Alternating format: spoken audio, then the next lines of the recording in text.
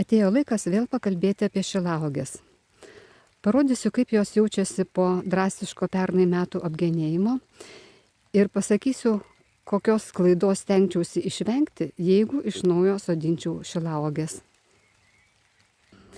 Pas mane yra 6 šilauogių krūmai. Patriot, Toro, Spartan, 2 krūmai Duke ir 1 krūmas Blue Crop. Pernai metais mano šilauogės labai smarkiai nukentėjo. Nukentėjo turbūt nuo nepalankių orų, nes manau, kad aš kaip ir padariau viską kaip kiekvienais metais ir patręšiau jas ir apgenėjau laiku, bet jos pernai labai smarkiai sunyko. Kaip genėjau šitą šilauogės rudenį ir kaip jos atrodė, galite pasižiūrėti mano video. Na, o kaip jos atrodo dabar, netrukus pamatysim. Kai smarkiai išgenėm šilauogės, pagrindinė mūsų užduotis būna atauginti žaliąją masę. Nes kai šilauogės nunyksta, tai labai lieka mažai lapų ir mažai šakelių. Tai vat būtent ir yra mūsų užduotis tokiais atvejais, kad atauginti naujas šakeles ir užauginti naują gražų krūmą su nauja gražia lapija. Todėl šiemet nuo pat pavasario aš ypatingą dėmesį skiriu jų maitinimu azotu. Azotas šilauogėm ir apskritai augalam, kurie mėgsta rūgščią dirvą, yra skiriamas tam tikras. Negalima tręšti bet kokiamis azotinėmis trąšomis. Jeigu jūs nežinote, kokiamis trąšomis tręšti, labai gerai pasirinkti tiesiog specializuotas šilauogėms skirtas trąšas. Aš šilauogės pavasarį tręšiu amonio sulfatu. Amonio sulfatas tai yra tokios trąšos, kurios turi daug azoto ir dar sudėtyje turi sieros. Siera reikalinga tam, kad dirva, kurioje auga šilauogės, išliktų rūgšti. Paprastai tręšiu per metus 2 kartus. Pavasarį amonio sulfatu ir vasaros pradžioje paberiu specializuotų šilauogėms skirtų trąšų. Tačiau šiemet, kadangi mano šilauogės, kaip minėjau, yra pasilpę ir joms reikia atauginti savo lapiją ir šakas, tai aš jas patręšiu jau dabar 3 kartą. Balandžio mėnesį jos gavo amonio sulfato, gegužės mėnesį gavo specializuotų šilauogėms skirtų trąšų. O dabar dar nusprendžiau aš joms paberti organinių trąšų, tai yra biohumuso. Biohumuso turiu pakankamai, nes turiu nedidelę sliekučių fermą, kurioje mes pasigaminame biohumuso. Kaip tai vyksta, galėsiu papasakoti, jeigu jums įdomu, kada nors kituose filmukuose. O dabar dar trumpai praeisiu per kiekvieną šilauogę ir pasižiūrėsim, kaipgi jos sureagavo į mano tręšimą šitomis trąšomis, apie kurias aš jums kalbėjau. Štai čia yra šilauogė Blue Crop. Tai yra pati seniausia mano šilauogė, jai yra apie 13 metų. Taip, matot, kaip atrodo šilauogės, kada jos sunyksta ir kada neišleidžia naujų ūglių. Senus ūglius iškirpau beveik visus, o naujų praktiškai jų nebuvo.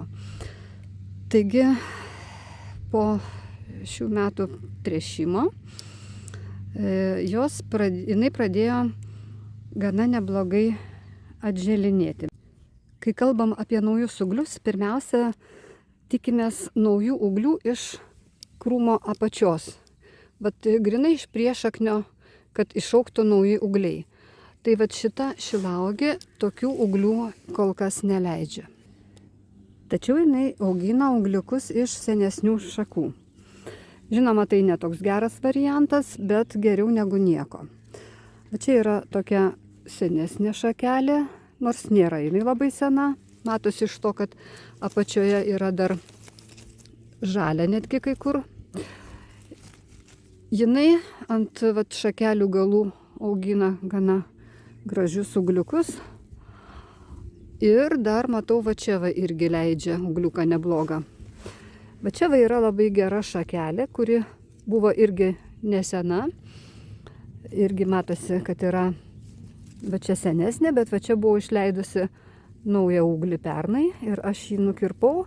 Ir štai dabar šitas ūglis išleido 1, 2, 3 šakeles. Va čia netgi matau, ko gero bus 2.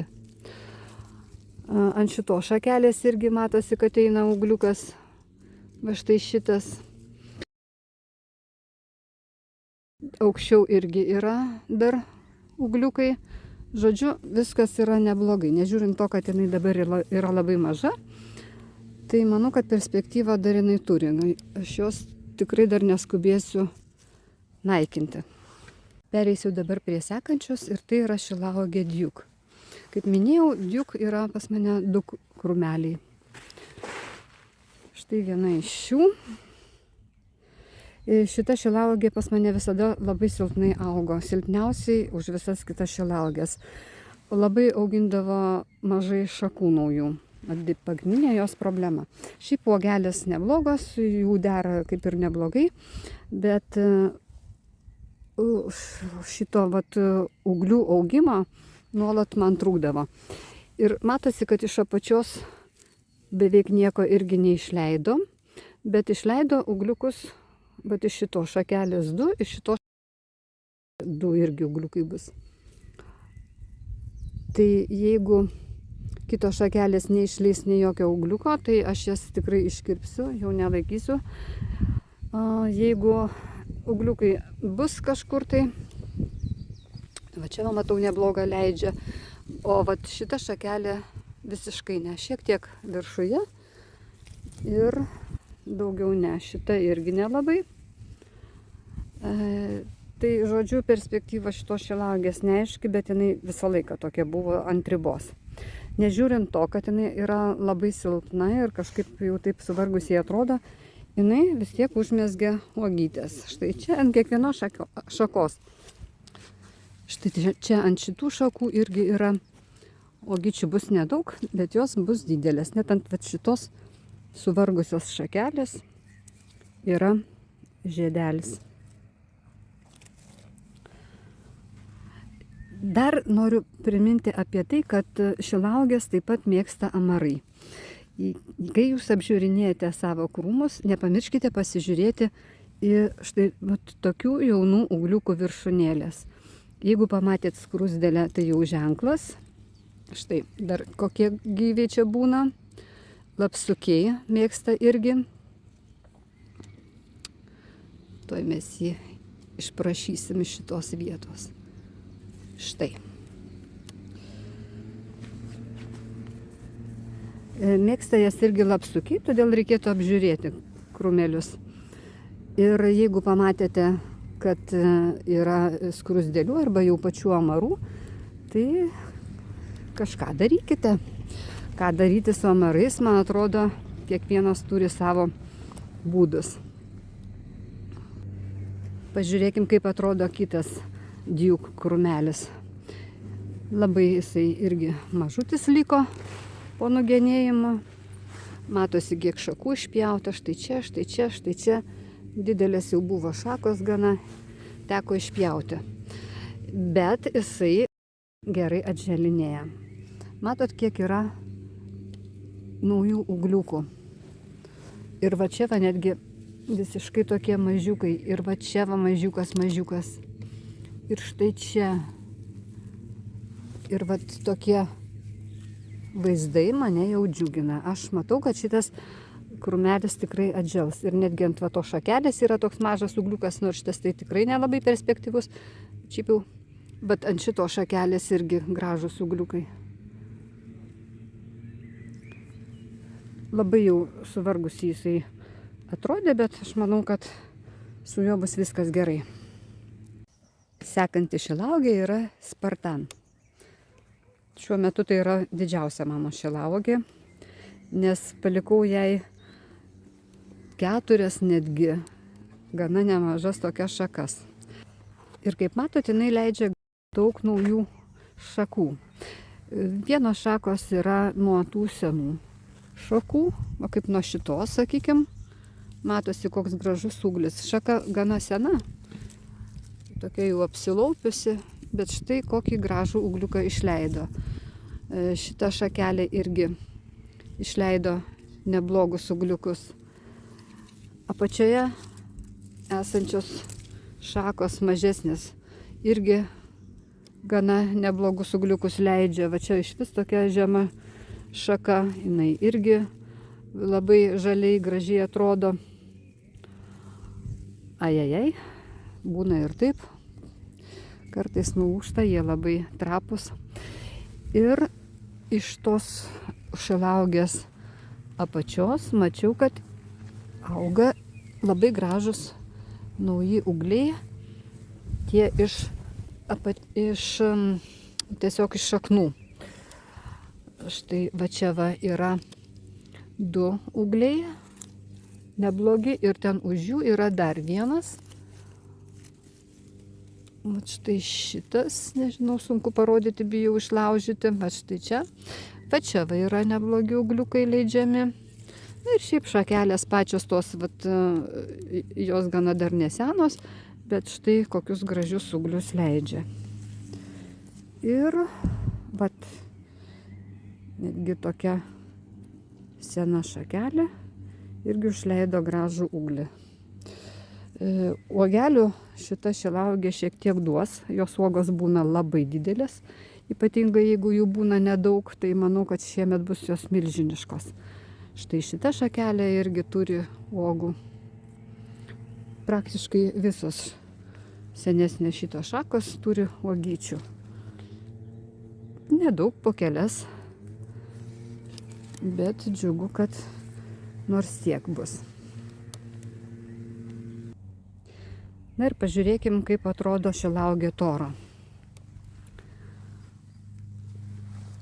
Labai jinai čia skurdžiai atrodė man rudenį, labai daug šakų išgenėjau irgi. Vat, irgi matosi, va čia išpjauta, čia, ten.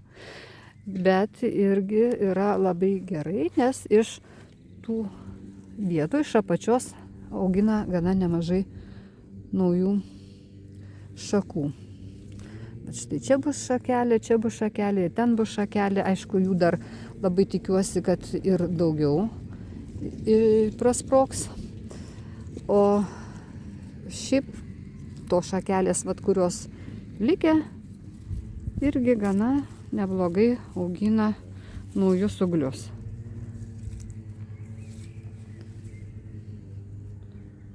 Ir dar netgi uogelį sugebėjo toks vargšas krūmelis užmegzti keletą. Čia dar žydė. Ir va čia va dar keletą.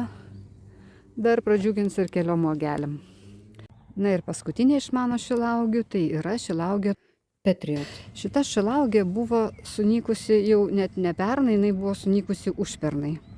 Tai užpernai aš iškarpiau jos tas tokias apnykusias šakas ir pernai metais jinai jau atželinėjo. Neturėjo uogų, man atrodo, visiškai. Taip, visiškai neturėjo uogų ir augino naujus ūglius. Todėl jinai šiemet atrodo štai tokia kaip ir visiškai neblogai. Palikau aš jai porą senų šakų, bet ant jų jinai irgi išleido ūgliukus. Štai čia labai gražus ūgliukas, kai jisai paaugs per šią vasarą, aš šitą šaką nuimsiu, nežiūrint to, kad jinai tokia gana graži, šakota ir uogų šiek tiek užmegsta ir labai gražiai auga. Na, dar netgi pagalvosiu, jeigu labai šitos šakelės išaugs gražios ir matysiu, kad ant jų bus uogų, aišku, gal aš juos pagailėsiu ir nenukirpsiu. Nors reikėtų negailėti, nes pagailėjus paskui būna blogiau. Vat ant šito šakelės labai gražus užaugęs ūglis. Čia šakelės jaunesnės, bet irgi parodysiu, kokius gražius ūglius užaugino. Na, aišku, antrus metus auga be uogų, tai buvo jėgų iš ko auginti ūglius. Bet štai šita gana jauna dar šakelė buvo prikirpta ir 4 gražus, stiprus, labai stiprus gražus ūgliai auga. Ant šitos šakelės irgi, žodžiu, tikrai neblogai atrodo viskas. Nežiūrint to, kad lyg ir viskas gerai, bet kai dabar žiūriu iš perspektyvos, suprantu, kad esu padariusi tam tikrą klaidą, kurios dabar jau nedaryčiau ir netgi manau, kad bandysiu ją ištaisyti. Apie kokią klaidą aš kalbu? Jeigu jūs pasižiūrėsite, kaip išsodintos mano šilauogės, tai matysit, kad jos išsodintos šachmatų tvarka. Tarp jų palikti gana dideli tarpai, nes ašgi įsivaizdavau, kad mano šilauogės bus gana didelės ir kad jos nebūtų čia labai susispaudę, palikau didelius tarpus.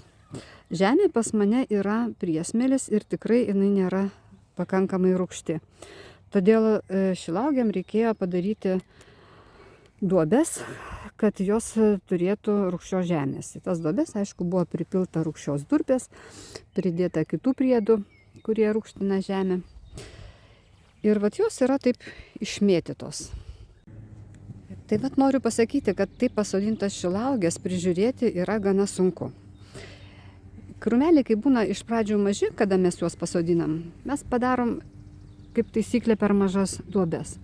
Vėliau, kada krūmeliai paauga, mes tas duobes lyg ir norėtume praplėsti, bet jau yra gana sudėtinga, nes čia yra pieva, žolė, visiškai kitokia žemė ir aš bandžiau daryti jas didesnės, tiesiog iškasiau čia tranšėjas aplinkui, stengdamasi nepažįsti šaknų. Šaknų labai nepažįsit, nes jos neina į tą vietą, kur yra jiem netinkama žemė. Jos ir būna tokioje savo nedidelėje teritorijoje ir nelabai gali vystytis į plotį, kada ten yra visai kitokia žemė.